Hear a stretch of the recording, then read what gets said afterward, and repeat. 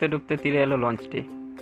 বরিশাল সদর উপজেলার লামচরি এলাকা সংলগ্ন কীর্তনখোলা নদীর চরবাড়িয়া পয়েন্টে যাত্রীবাহী এমভি গ্রিন লাইন 2 লঞ্চের সঙ্গে মুখোমুখি সংঘর্ষে ডুবে গেছে কয়লা বোঝাই একটি কার্গো ট্রলার।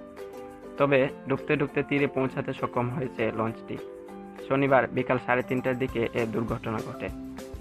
জানা গেছে, বরিশাল থেকে ঢাকার উদ্দেশ্যে ছেড়ে গিয়েছিল গ্রিন লাইন 2।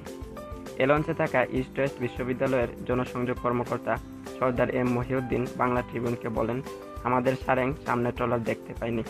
সংঘর্ষের পর ট্রলারটি পুরোপুরি ডুবে গেছে, তবে আমরা ডুবার আগেই তীরে আসতে পেরেছি সবাই। লঞ্চের যাত্রী রিয়াজুল ইসলাম রিয়াজ বাংলা ট্রিবিউনকে জানান, কার্গোটি ঢাকা থেকে খুলনার দিকে যাচ্ছিল।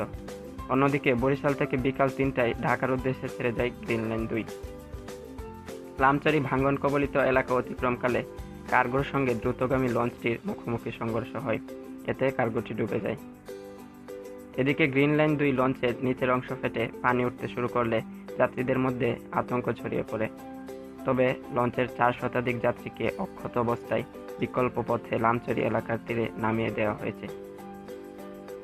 ঘটনার সত্যতা স্বীকার করে কাউনিয়া থানার ভারপ্রাপ্ত কর্মকর্তা ওসি সেলিম রেজা এবং বরিশাল নৌবন্দরের পুলিশ ফাঁড়ির ইনচার্জ শফিকুর রহমান বাংলা ট্রিবিউনকে জানান, একটি কয়লা বোঝাই কার্গোর সঙ্গে গ্রিন লাইনের মুখোমুখি সংঘর্ষ হয়েছে। এতে কার্গোটি ডুবে গেলেও লঞ্চের যাত্রীরা অক্ষত আছেন, কোনো হতাহতের ঘটনা ঘটেনি। এদিকে গ্রিন লাইনের সব যাত্রীদের নামিয়ে সুন্দরবন 12 লঞ্চে করে গন্তব্যে পৌঁছানোর ব্যবস্থা নেওয়া হয়েছে। জাহাজের ক্রুরাও নিরাপদ তীরে পৌঁছেছেন।